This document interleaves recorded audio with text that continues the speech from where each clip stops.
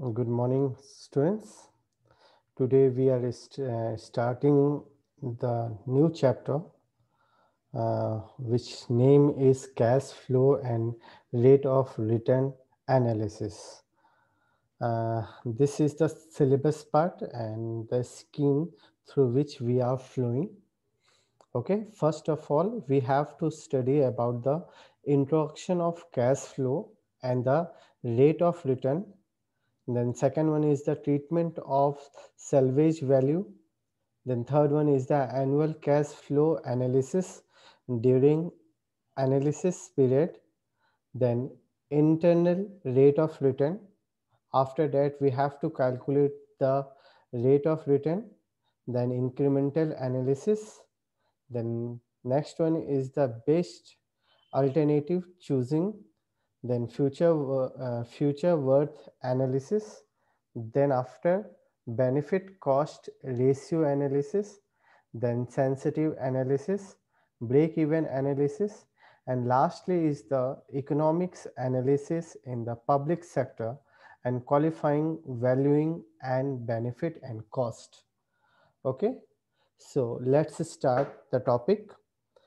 Introduction of cash flow and rate of return. Cash flow means we have already discussed whatever the amount that either uh, inflow or it goes to the outflow, then this inflow and outflow is known as cash flow.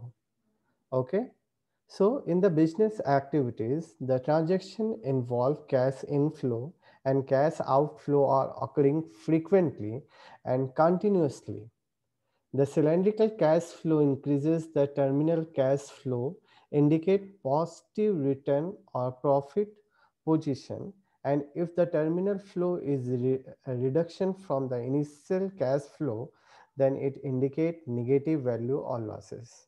Means if you give 500 rupees to someone and if he return you 550 rupees, then you have to say that you have earned 10% increment um, with your amount. And if you invest 500 rupees but you have to return only 400 rupees, then you have to find out you have 20% loss in your amount. So you have to calculate the yearly rate of interest. An yearly rate of interest is given by the formula terminal cash flow minus initial cash flow upon initial cash flow into 100. So terminal cash flow means whatever you earn at the end of that year. Okay, so in this question we have to invest 500 rupees and we getting 600 rupees. So 600 minus 500 divided by 500 means you have to earn 20% in the financial year. Okay, generally rate of return on investment, it is called ROI, is calculated on yearly basis, but the cash flow data are available on less than 1 year and greater than 1 year, as it happens in capital projects like highway or dam on the rivers. Okay, so you have to remember yearly rate of return means terminal cash flow minus initial cash flow divided by initial cash flow. Secondly, you have to remember whatever the cash inflow and outflow occurs in the business activities is known as cash flow. Then third, uh, it can be it can be calculated on generally yearly basis, but it may be calculated on monthly basis also and on more than 1 year's basis also. Okay. Then second is the cash flow for less than 1 year means shorter period of time. In the shorter period, cash flow data, the following period quotient with the added in the above formula. So whatever the formula we have used here, terminal cash flow minus initial cash flow upon initial cash flow, which is the formula for ROI, into 12 month divided by relevant month into 100, means 600 minus 500 divided by 500 into 12 months divided by, we have to calculate for only 3 months, into 100. So we are getting 80% of ROI. Okay. Then cash flow greater than, calculating for more than 1 year, then generally this term, this word is called long term capital projects. Generated cash flow over the project life of greater than 1 year, like machines, vehicle, buildings, electricity generation, highway, and dam rivers. Here the following 3 year in cash flow are considered. First one is the initial project cost cash outflow. Then second is the operating year wise net cash flow are considered. And third one is the terminal scrap value or are considered as cash inflow. Such future stream are net cash flow calculated during the operating life of the project, and the terminal salvage value of the project are considered for the present worth or present value calculations. Through discontinue the simple annual cash flow at MARR, means minimum attractive rate of return, or the AACOC, annual average cost of capital, the net present worth NPW, or the net present value, is considered in the absolute rupee value. If the NPW or NPV consider the total cash flow over the whole life of the project is positive, then the project is selected. And if the NPW or NPV tends to negative, then the project is rejected under the economic analysis.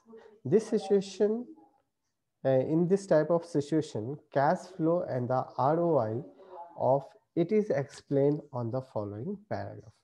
Means if the project life is more than 1 year, like construction of dam or rivers, then at that time, if the present net present value or net present worth is positive, then the project should be considered as the, means take that project for the consideration.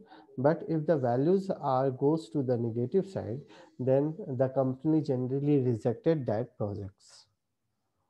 Okay, so this can be calculated by this simple example. Following detail related to the capital project of the company. Initial project of the cost is 48,000. Estimated life is 3 years. And the operating cash flow for first year is 44,000, second year is 41,000, and third year is 49,000. Similarly, cash expenses are 20,000, 22,000 for second year, and 25,000 for third years. So the total depreciable value of the project is allotted equally over the 3 years. The tax rate applicable to the company is 40%.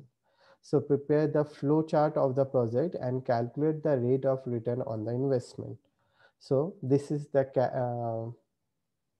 cash flow chart through which we have to calculate either that project is acceptable or rejectable.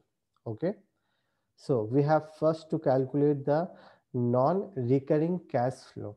So initial project cost is 48,000 and terminal salvage value is 6,000. So total non-recurring cash flow is 48,000 and 6,000. Similarly, the recurring operating cash flow, cash inflow is 44,000 for first year, second year 41,000, and third year 49,000. Similarly, the cash expenses are 20,000, 22,000, and 25,000. And the depreciation of 40% is 14,000, 14,000, 14,000. So ultimately the total amount is means the profit before taxes are 1 subtracted to second and third. So we have to calculate, this can be calculated at 10,000, this is the 5,000, and this is the 10,000. And tax less 40% is the taxes slab. So 4,000, 2,000, and 4,000 is the tax slab. So the net profit after tax payable is 6,000, means we have to calculate this 10,000 minus 4,000 is equal to 6,000. Then this is the 3,000 and this is the 6,000. And when we added depreciation, then depreciation is 16,000, 14,000, 14,000, and 14,000. So the total amount is 20,000, 17,000, and 20,000. So the total cash flow A plus G, means if we are adding this A and this G, we are getting 48,000.